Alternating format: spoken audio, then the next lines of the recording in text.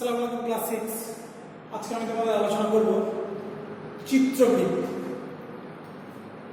কথা অর্থাৎ লিখেছিলেন কে ধনগোপাল মুখোপাধ্যায়, এবং ছবি যিনি চিত্রগ্রীবের ছবিগুলো এঁকেছিলেন তার নাম হচ্ছে যুধাজিৎ সেনগুপ্ত। আমরা আমাদের আলোচ্য আজকের বিষয় হচ্ছে চিত্রগ্রীব। আমরা প্রথমে লেখক ধনগোপাল মুখোপাধ্যায়ের জীবন পরিচিতি সম্পর্কে আলোচনা করব, তারপরে আমরা মূল টেক্সটের আলোচনাতে যাব। লেখক ধনগোপাল মুখোপাধ্যায় 1890 খ্রিস্টাব্দে, কত সালে? 1890 খ্রিস্টাব্দে জন্মগ্রহণ করেছিলেন। এই লেখক ধনগোপাল মুখোপাধ্যায়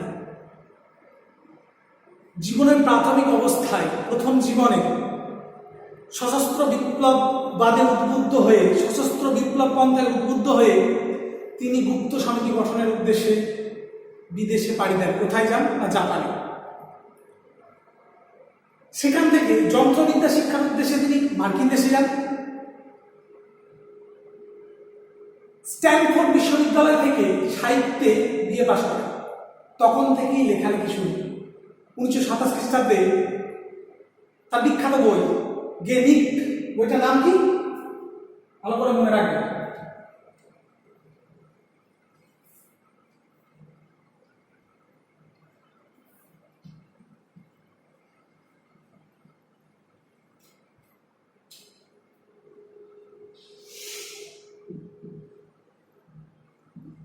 ব্র্যাকেটে চিত্রগ্রীব। তো সেই গেনিক এই বইটির জন্য 1927 খ্রিস্টাব্দে জন নিউবেরি পুরস্কার পান।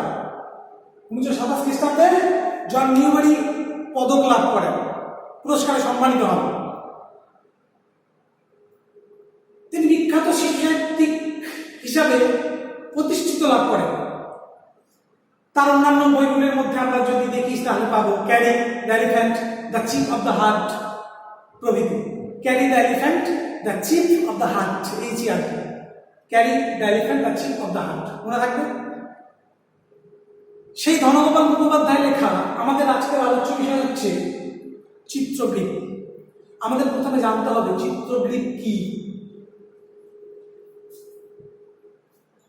আচ্ছা, ছবিগুলো এঁকেছিলেন, আর একটা লিখে দিই, ছবিগুলো এঁকেছিলেন যুধাজিৎ সেনগুপ্ত। যুধাজিৎ সেনগুপ্ত, ভুলবে না। চিত্রগ্রীবের ছবি এঁকেছিলেন যুধাজিৎ সেনগুপ্ত, কিন্তু কথা যিনি বলেছেন, আমাদের কাহিনীটা শুনিয়েছেন, যিনি লিখেছেন, তার নাম কি?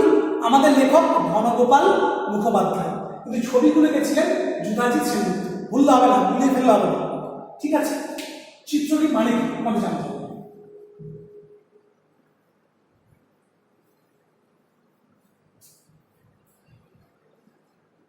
চিত্রগ্রীব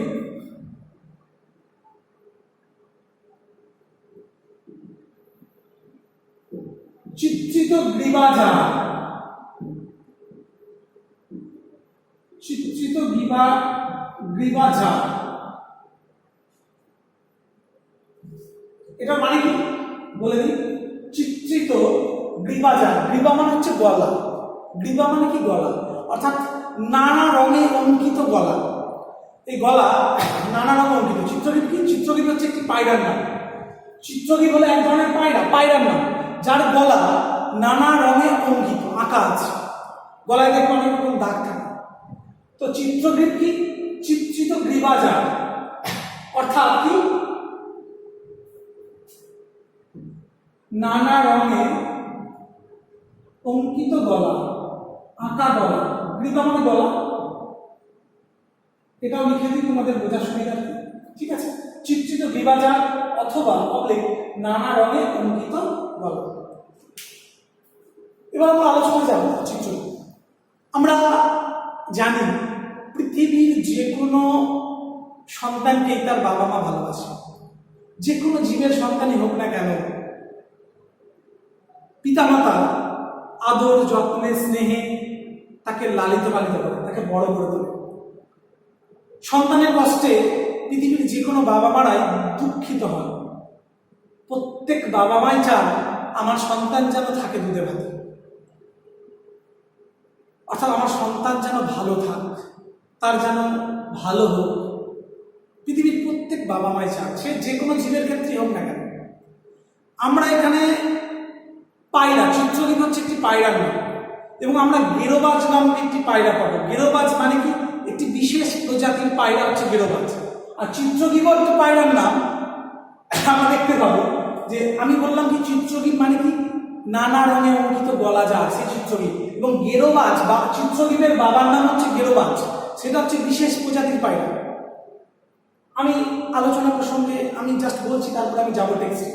তো আমরা দেখতে পাবো যে কিভাবে গেরোবাজ নামক একটি পায়রা, একটি বিশেষ প্রজাতির পায়রা, তার সন্তান চিত্রদ্বীপকে কিভাবে আদর যত্নে স্নেহে লালন পালন করছে।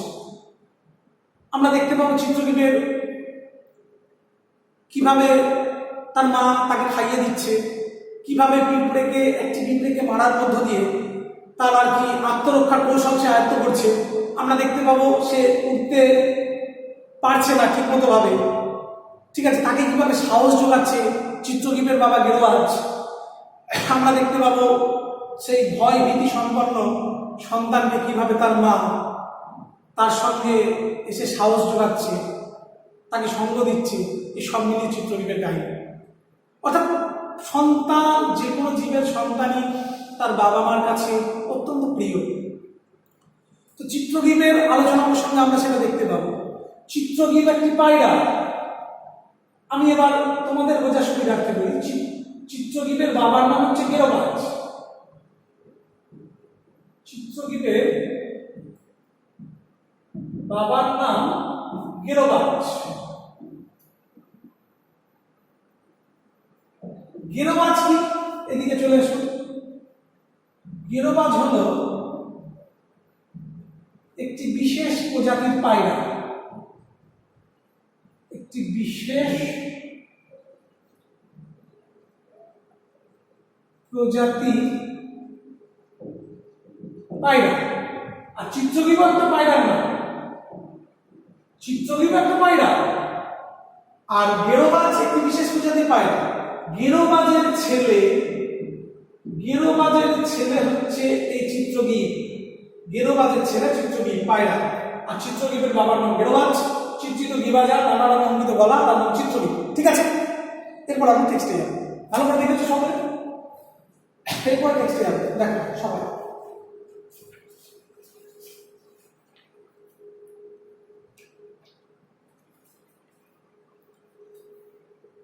আমার এক বন্ধুর নাম ছিল করি, সে একটি হাতি। করি মানে তো হাতি, করি শব্দটা কি? হাতি। ঠিক আছে, আমি মুছে দিচ্ছি। করি মানে হচ্ছে হাতি।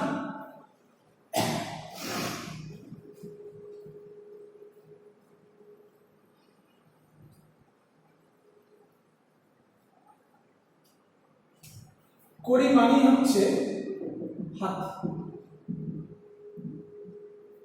ঠিক আছে, কি বলছে? আমার এক বন্ধুর নাম ছিল করি, সে একটি হাতি। অপর বন্ধুর নাম ছিল চিত্রদ্বীপ, সে একটি পায়রা। চিত্রিত বা রঙিন গ্রীবা যার, তাকিয়ে গেল চিত্রদ্বীপ। প্রথমেই চিত্রদ্বীপের মা বাবার কথা বলি, শোনো। তার বাপ ছিলেন গেরোবাজ। সে বিয়ে করেছিল তখনকার এক সেরা সুন্দরী পায়রা, এক পুরনো বনেদি হরকড়া বংশে সেই সুন্দরীর জন্ম। চিত্রদ্বীপকে জগতে আনবার জন্য কবে ঠোঁট দিয়ে ডিমের খোলা ভেঙে ফেলতে হবে সে কথা তার মায়ের অজানা নয়।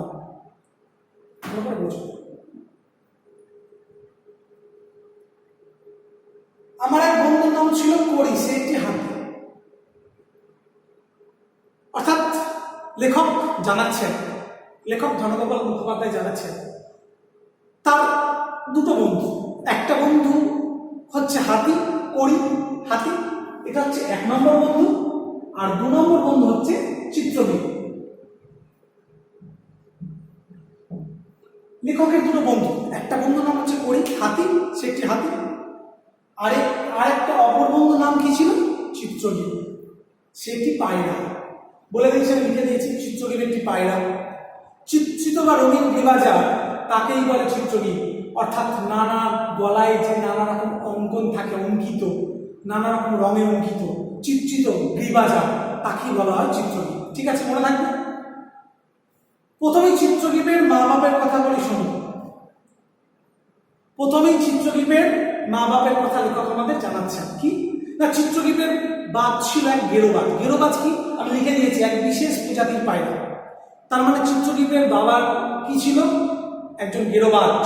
তার মানে চিত্রগীতের বাবার পরিচয় যদি বলি, তাহলে প্রথমেই বলবো সে ছিল একজন গেরোবাজ, মানে একটা বিশেষ প্রজাতির পায়রা। সে বিয়ে করেছিল তখনকার এক সেরা সুন্দরী পায়রাকে। এবং এই গেরোবাজ, এই যে চিত্রগীতের বাবা, গেরোবাজ বিয়ে করেছিল একটা সুন্দরী পায়রাকে। এক পুরনো বনেদি হরকড়া বংশে সেই সুন্দরী চলে। পুরনো বনেদি মানে হচ্ছে সম্ভ্রান্ত সুপ্রতিষ্ঠিত বংশ, বনেদি।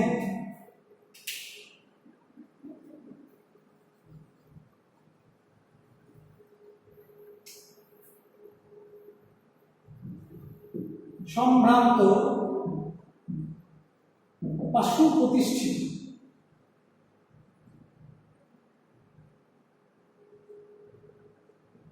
সম্ভ্রান্ত বা সুপ্রতিষ্ঠিত একটা বংশ, হরকড়া বংশ। হরকড়া কি? হরকড়া হচ্ছে সংবাদ বা চিঠির বাহক, যে বহন করে নিয়ে চলে, চিঠির বাহক। সংবাদ বা চিঠির বাহক তাকে বলা হচ্ছে কি? হরকড়া। তার মানে আমরা কি পেলাম? চিত্রগীতের বাবাকে গেরোবাজ, এক বিশেষ প্রজাতির পায়রা, সে বিয়ে করেছিল একটা সুন্দরী পায়রাকে। এক পুরনো বনেদি হরকড়া বংশে সেই সুন্দরীর জন্ম। অর্থাৎ চিত্রগীতের মায়ের কথা বলা হচ্ছে। চিত্রগীতের মা কোথায় জন্মগ্রহণ করেছিল? এক পুরনো বনেদি মানে হচ্ছে সম্ভ্রান্ত সুপ্রতিষ্ঠিত, যে ফ্যামিলির ভালো নাম আছে, সেই বনেদি সম্ভ্রান্ত সুপ্রতিষ্ঠিত পরিবারে। কোন বংশে? হরকড়া বংশে। হরকড়া কাকে বলে না, সংবাদ বা চিঠির বাহক, যে সংবাদটাকে বয়ে নিয়ে যায়, চিঠিপত্র বয়ে নিয়ে যায়। তো সেই বংশে বিয়ে করেছিল চিত্রগীতের বাবা গেরোবাজ। প্রথমে লেখক যেটা জানাচ্ছেন, চিত্রগীতের বাবা মার পরিচয় দিচ্ছেন। প্রথমেই পেয়েছি লেখকের দুটো বন্ধু, একটা হচ্ছে করি মানে হাতি, আর একটা হচ্ছে চিত্রগীত। চিত্রগীত কে না, নানা রঙ অঙ্কিত গলা, চিত্র গ্রীবাজার, তাকে বলা হচ্ছে চিত্রগীত। এরপরেই লেখক চিত্রগীতের বাবা মার পরিচয় দিলেন। বাবাকে গেরোবাজ। কোথায় বিয়ে করেছিল? গেরোবাজ কি? এক বিশেষ প্রজাতির পায়রা, সেটা হচ্ছে গেরোবাজ। গেরোবাজের অর্থ হলো এক বিশেষ প্রজাতির পায়রা। কোথায় বিয়ে করেছিল? এক সুন্দরী পায়রাকে। সেই সুন্দরী পায়রা বংশটা কি না, এক বনেদি অর্থাৎ সম্ভ্রান্ত সুপ্রতিষ্ঠিত হরকড়া বংশে। হরকড়া মানে কি বললাম? সংবাদ বা চিঠির বাহক, সেই বংশে। চিত্রগীতকে জগতে আনবার জন্য কবে ঠোঁট দিয়ে ডিমের খোলা ভেঙে ফেলতে হবে সে কথা তার মায়ের অজানা নয়। অর্থাৎ মা সব বোঝে। তার সন্তানকে কখন, অর্থাৎ এই যে গেরোবাজের স্ত্রী অর্থাৎ চিত্রগীতের মা, সব কিন্তু পায়রার কাহিনী। কিন্তু আমি বলে দিচ্ছি, চিত্রগীত একটা পায়রা, গেরোবাজ একটা পায়রা, আবার চিত্রগীতের মা সুন্দরী, যাকে বলা হচ্ছে সুন্দরী পায়রা। ঠিক আছে, তো চিত্রগীতকে জগতে আনবার জন্য কবে ঠোঁট দিয়ে ডিমের খোলা ভেঙে ফেলতে হবে, কারণ ডিমের মধ্যে তো চিত্রগীত ছিল। তো কবে ঠোঁট দিয়ে ডিমের খোলাটা ভেঙে ফেলতে হবে সেটা চিত্রগীতের মা জানতো। তার চিত্রগীতের মায়ের এটা অজানা নয়, জানতো। তারপরে দেখো,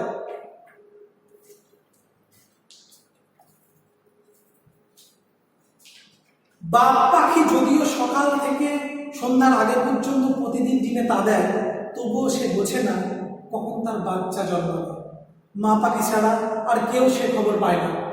আমরা এখনো বুঝি না কিরকম সে বেতার খবর, যার দ্বারা সে বুঝতে পারে যে ডিমের খোলার মধ্যেকার হলদে আর সাদা জিনিস পাখির ছানায় পরিণত হয়েছে। সে আরো জানে কেমন করে ঠিক জায়গায় ঠোকর দিতে হবে, যাতে করে ডিমের খোলাটি ভেঙে যাবে আর বাচ্চার কিছুমাত্র ক্ষতি হবে না। আমার কাছে এ এক অলৌকিক ব্যাপার। লাইনটা দাঁড়াও, খুব গুরুত্বপূর্ণ প্রশ্ন। আমার কাছে এ এক অলৌকিক ব্যাপার। কোনটা? আমি বলছি, ব্যাখ্যা করছি, ভালো করে শুনুন।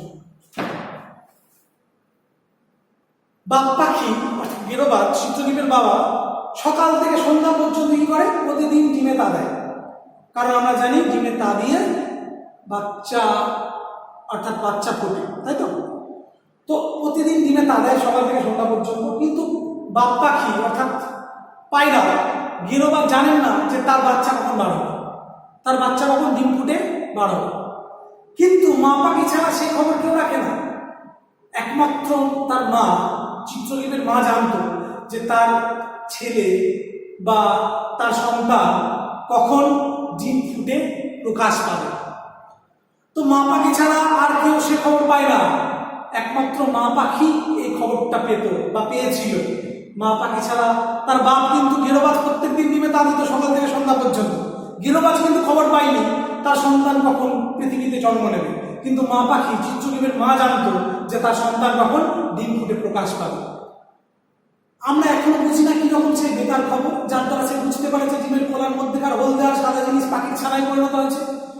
আমরা বুঝি না, লেখক অবাক যে আমরা বুঝতে পারি না যে সেই বেতার খবর, মানে বেতার মানে কি, তার নেই, তারের সংযোগ নেই, বেতার।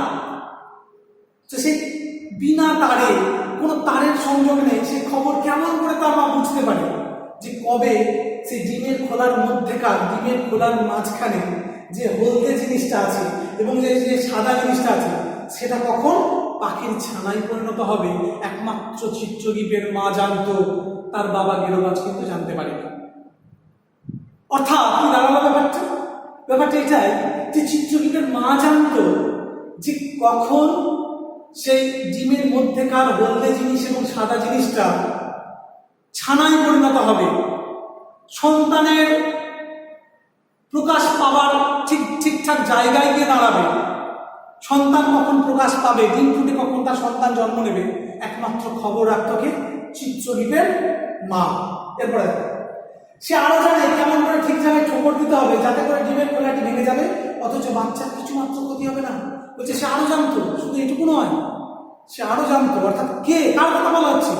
চিত্রদ্বীপের মা, যাকে গেরোবাজ অর্থাৎ চিত্রদ্বীপের বাবা এক সুন্দরী পায়রাকে বিয়ে করেছিল, মনেদি হরকরা বলছে। সেই সুন্দরী পায়রা হচ্ছে চিত্রদ্বীপের মা, এবং সেই সুন্দরী পায়রা অর্থাৎ চিত্রদ্বীপের মা জানতো যে কোন জায়গায় ঠিকঠাক ঠোকরটা দিতে হবে যাতে করে বাচ্চার কিছুমাত্র ক্ষতি হবে না, বিন্দুমাত্র ক্ষতি হবে না। একমাত্র চিত্রদ্বীপের মা এই জায়গাটা জানতো যে কোন জায়গায় ডিমের কোন জায়গায় ঠোকরটা দিতে হবে, তার ফলে তার বাচ্চার কোনো ক্ষতি হবে না। আমার কাছে এক অলৌকিক ব্যাপার, অর্থাৎ লেখকের কাছে এক অলৌকিক ব্যাপার।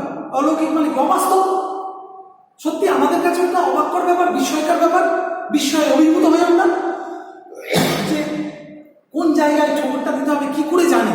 এটা একটা অলৌকিক ব্যাপার না, অবাস্তব ব্যাপার না?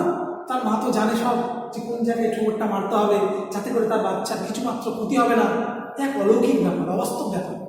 এরপরে দেখো, খুব গুরুত্বপূর্ণ এরপরে আর একটা প্রশ্ন, সকলে লাইনটা রাখবে। পাখির জগতে দুটি মধুর দৃশ্য আছে, আর খুব গুরুত্বপূর্ণ দুটো। সেই মধুর দৃশ্য দুটি কি কি? খুব সুন্দর দেখতে লাগে আমাদের। পাখির জগতে দুটি মধুর দৃশ্য আছে, লাইনটা রাখ দাও। প্রথম, মা যখন ডিম ভেঙে তার বাচ্চাকে প্রকাশ করে। দ্বিতীয়, যখন সে তাকে ডানা দিয়ে জড়িয়ে থাকে আর ঠোঁটে ঠোঁট দিয়ে খাওয়ায়। পাখির জগতের দুটি মধুর দৃশ্য কি কি? এক নম্বর কি? মা যখন প্রথম দৃশ্যটা কি না, প্রথম দৃশ্যটা হচ্ছে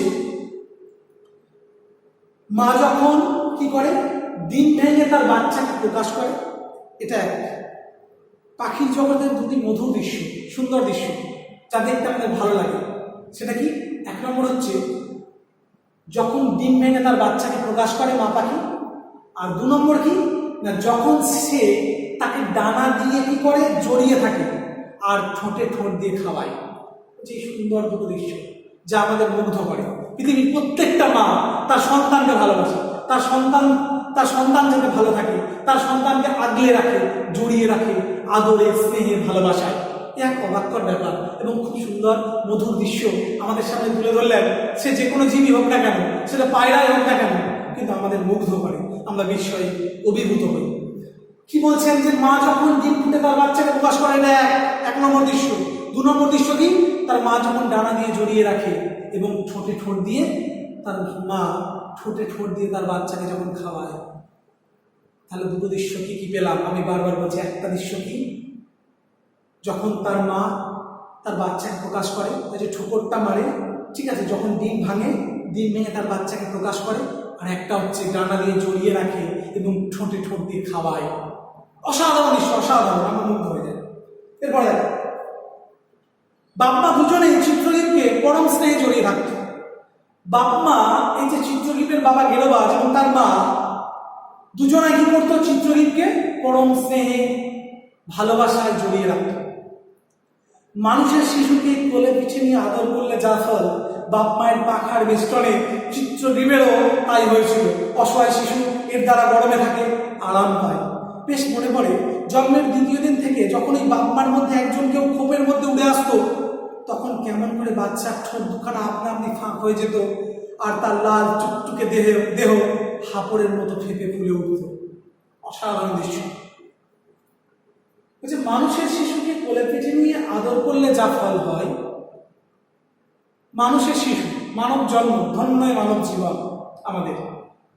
আমাদের বাবা মারা আমাদের পরম স্নেহে আদর যত্নে লালন পালন করে বড় করে তোলে। তো মানুষের শিশুকে কোলে পিঠে নিয়ে আদর করলে যে ফল হয়, বাপ মায়ের পাখার বেষ্টনে, চিত্রদীপের বাবা মাও তাকে পাখার মধ্যে জড়িয়ে রেখেছিল চিত্রদীপকে, সেই পাখার বেষ্টনে চিত্রদীপেরও ঠিক সেরকমই অবস্থা হয়েছিল। সেও কিন্তু তার বাপ মায়ের কাছ থেকে আদর, ভালোবাসা, স্নেহ পেয়েছে, ঠিক যেমন মানব শিশু পায়। অসহায় শিশু এর দ্বারা কি করে? গরমে থাকে, আরাম পায়। ঠিক যেমন ভাবে একটা সন্তান তার বাবা মার কাছে, আমরা বাবা মার কাছে যেমন ভাবে ভালো থাকি, ঠিক চিত্রদীপতায় ওই বাবা মায়ের পাখার বেষ্টনে বেশ গরম অনুভব করে, বেশ আরাম বোধ করে, তার খুব ভালো লাগে। চিত্রদীপেরও গরম অনুভব হয়, আরাম বোধ হয়, বেশ ভালো লাগে। এরপরে দেখো, বেশ মনে পড়ে, জন্মের দ্বিতীয় দিন থেকে যখন ওই বাপ মার মধ্যে একজন কেউ খোপের মধ্যে উড়ে আসতো, তখন কেমন করে বাচ্চার ঠোঁট দুখানা আপনা আপনি ফাঁক হয়ে যেত, আর তার লাল টুকটুকে দেহ হাপড়ের মতো ফেঁপে ফুলে উঠত। বুঝি, বেশ মনে পড়ে। লেখক জানাচ্ছেন যে যেদিন জন্ম হলো ঠিক তার পরের দিন, অর্থাৎ দ্বিতীয় দিন থেকে যখন ওই বাপ মার মধ্যে একজন কেউ সেই খোপের মধ্যে উড়ে আসতো, যখনই ধরো জন্মের দ্বিতীয় দিন থেকে, যেদিন জন্ম হয়েছে তার পরের দিন থেকে যখন তার বাপ মারা একজন কেউ ওই খোপের মধ্যে উড়ে আসতো, তখনই কেমন করে চিত্রদীপের ঠোঁট দুটো আপনা আপনি হাঁ হয়ে যেত, হাঁ হয়ে যেত। চিত্রদীপ বুঝতে পারতো যে নিশ্চিত তার বাবা মা তার জন্য খাবার এনেছে।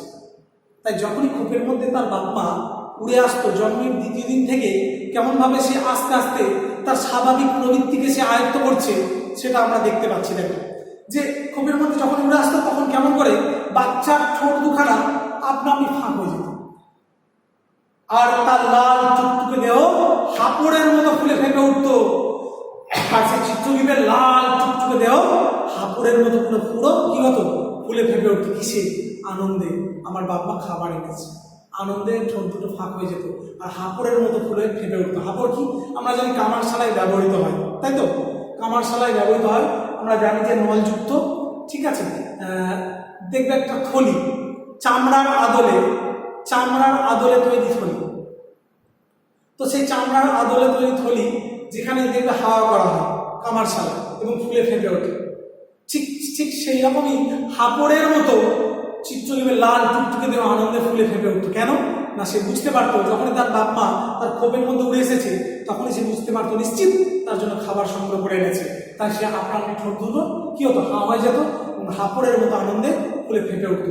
কামারশালায় ব্যবহৃত হয় হাপড়, নলযুক্ত একটা দেখবে চামড়ার আদলে তৈরি থলি, যার সাহায্যে ফুলে ফেঁপে ওঠে, দেখবে হাওয়া দেওয়া হয়, কামারশালায় ব্যবহৃত হয়, হাওয়া দেওয়া হয়, সেটা হচ্ছে হাপড়।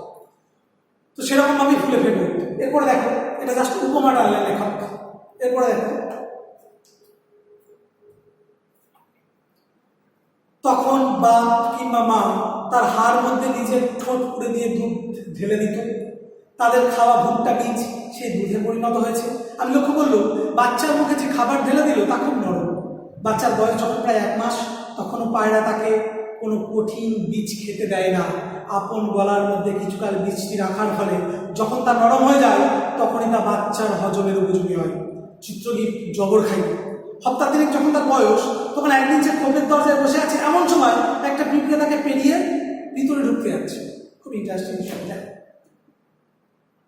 এবার যখন তার বাবা উড়ে এলো খোপের মধ্যে, সে তো হাঁ করলো। তখন বাবা কি করলো, তার হাঁয়ের মধ্যে নিজের ঠোঁটটা পুড়ে দিল। নিজের ঠোঁটটা, ওই যে চিত্রলিপের মা তার ঠোঁটটা আপন বাচ্চা অর্থাৎ চিত্রলিপের মুখের মধ্যে ভরে দিল। কি করলো, দুধটা ঢেলে দিল মুখে।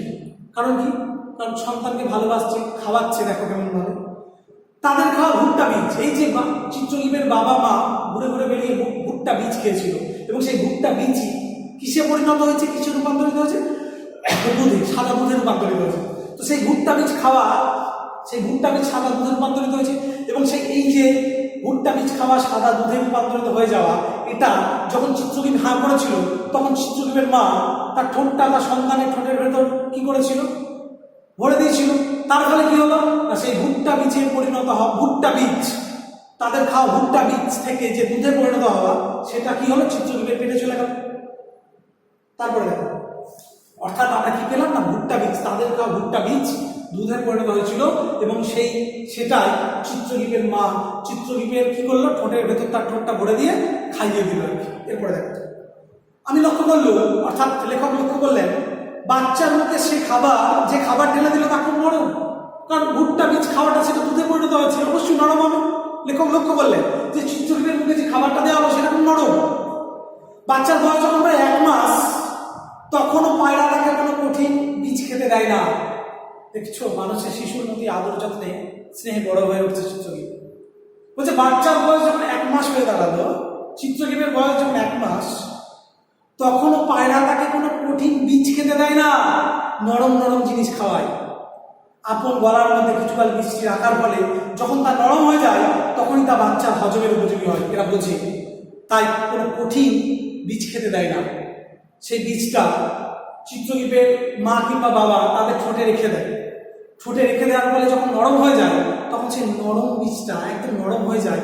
সেই নরম জিনিসটা কিন্তু তখন চিত্রলিপকে খাওয়ায়। এর ফলে কি হয়, চিত্রলিপের হজমের উপযোগী হয়, ভালো হজম হয়। কঠিন বীজ খেতে দেয় না। অর্থাৎ মানুষের শিশুর মতোই পায়রা এই চিত্রলিপ কিভাবে বড় হয়ে উঠছে, তার বাবা মা কিভাবে আদর যত্নে স্নেহে লালিত পালিত হয়ে বড় করে তুলছে, আস্তে আস্তে আস্তে আস্তে তার যে বিকশিত ভাব, সেটা কিন্তু লেখক অসাধারণ অনুপম দক্ষতায় খুব সুন্দরভাবে তুলে ধরেছেন। চিত্রলিপ জবর খাইয়ে, লেখক এটাও জানাচ্ছেন আমাদের যে চিত্রলিপ জবর খাইয়ে প্রচুর খেতে পারে। সপ্তাহ দিনে যখন তার বয়স, যখন তার 3 সপ্তাহ বয়স, অর্থাৎ 21 দিন, যখন তার 21 দিন বয়স, এটা ফ্ল্যাশব্যাকে চলে গেল, আগেকার ঘটনায় বর্ণনা করছেন। দেখো যে চিত্রলিপ কিন্তু প্রচুর খায়। যখন তার 3 সপ্তাহ বয়স, সপ্তাহ দিনের বয়স, অর্থাৎ 21 দিন, তখন একদিন সে খোপের দরজায় বসে আছে। যে খোপটার মধ্যে একটা দরজা, সেই দরজায় বসে আছে। এমন সময় একটা পিঁপড়ে তাকে পেরিয়ে ভিতরে ঢুকে যাচ্ছে। বলছে চিত্রলিপ বেশ ভালো খায়, জবর খায়। যখন তার সপ্তাহ দিনের বয়স, অর্থাৎ 21 দিন, ঠিক তখন সে খোপের সামনে একটা দরজায় সে কি করছে না, দরজায় বসে আছে। ঠিক এমন সময় একটা পিঁপড়ে তাকে পেরিয়ে ভিতরে প্রবেশ করতে যাচ্ছে। একটা পিঁপড়ে তাকে পেরিয়ে কি করছে, ভিতরে ঢুকতে যাচ্ছে। চিত্রলিপ কি করলো দেখো, তারপর অমনি গোটা পিঁপড়েটা 2 টুকরো হয়ে গেল। সঙ্গে সঙ্গে পিঁপড়েটা 2 টুকরো করে দিল চিত্রলিপ। আমাকে পেরিয়ে ভিতরে প্রবেশ করা, লেগে গেছে চিত্রলিপ, সঙ্গে সঙ্গে 2 টুকরো করে দিল ঠোঁটের সাহায্যে। অর্থাৎ চিত্রলিপ একদিন যখন তার 3 সপ্তাহ বয়স, সে প্রচুর খায়, এটা লেখক জানালেন। দরজার সামনে বসে আছে, এমন সময় একটা পিঁপড়ে তাকে পেরিয়ে ভিতরে প্রবেশ করতে চাইছিল। তখন চিত্রলিপ কি করলো, সঙ্গে সঙ্গে ঠোঁটের সাহায্যে তাকে 2 টুকরো করে দিল, তাকে মেরে দিল। চিত্রলিপ মরা পিঁপড়েটার ওপর নাক নামিয়ে আপন কীর্তি লক্ষ্য করে দেখতে লাগলো। আমরা আশা করতে পারি কৃতকর্মের জন্য সে লজ্জিত হলো। যাই হোক, জীবনে আর কখনো সে পিঁপড়ে বাড়েনি। সপ্তাহ 5 বয়সে সে খোপ থেকে লাফিয়ে লাফিয়ে বার হয়ে খোপের সামনে জলের মালসা থেকে জল খেতে আরম্ভ করবে। তো চিত্রলিপ মরা পিঁপড়েটার উপর নাকটা নামানো, মরা পিঁপড়েটার উপর তার নাকটা, চিত্রলিপের নাকটা নামিয়ে সে সমস্ত কীর্তি লক্ষ্য করবে, সমস্ত ব্যাপারটা সে ভালো করে পর্যবেক্ষণ করবে। তো আমরা আশা করতে পারি সে যে ঘটনাটা ঘটালো তার জন্য সে কিন্তু লজ্জিত হলো, সে দুঃখ পেল, এইভাবে না মারলেই ভালো হতো পিঁপড়েটাকে। তারপর থেকে কোনোদিন কিন্তু চিত্রকীপ আর কোনোদিন পিঁপড়ে মারেনি।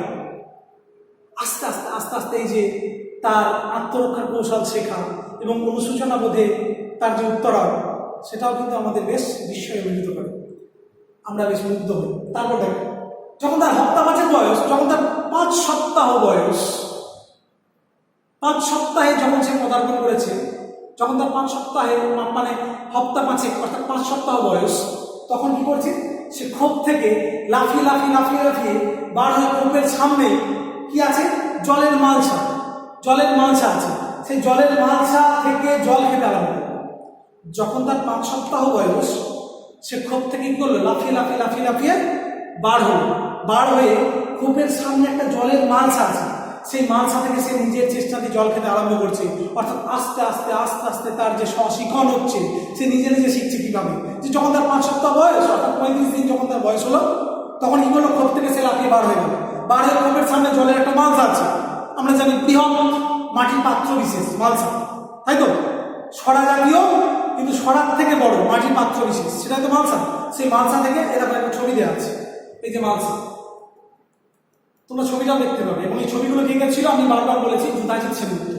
তো এই যে জলের মালসা থেকে সে কি নিজে থেকেই জল খেতে আরম্ভ করছে, অর্থাৎ সে আস্তে আস্তে শিখছি তার যে এই যে তার সমাজে সে আস্তে আস্তে আস্তে আস্তে বড় হচ্ছে, সে শিখছে, স্বশিখন ঘটছে তার, এইভাবে আস্তে আস্তে তার যে বিকাশ সেটা আমরা দেখতে পাচ্ছি। তো আজকে এই পর্যন্ত থাক, তোমরা লাগিয়ে নাও। এরপরের ক্লাসে আমরা ইনশাল্লাহ চিত্রলিপিটা আলোচনা করবো। আজকে পার্ট 1, এরপরে পার্ট 2 চিত্রলিপিটা শেষ করে দেবো। আজকে আমি এই পর্যন্ত আলোচনা করলাম। তোমরা সকলে ভালো থেকো, সুস্থ থেকো। আজকে আমি এখানে ক্লাস শেষ করছি।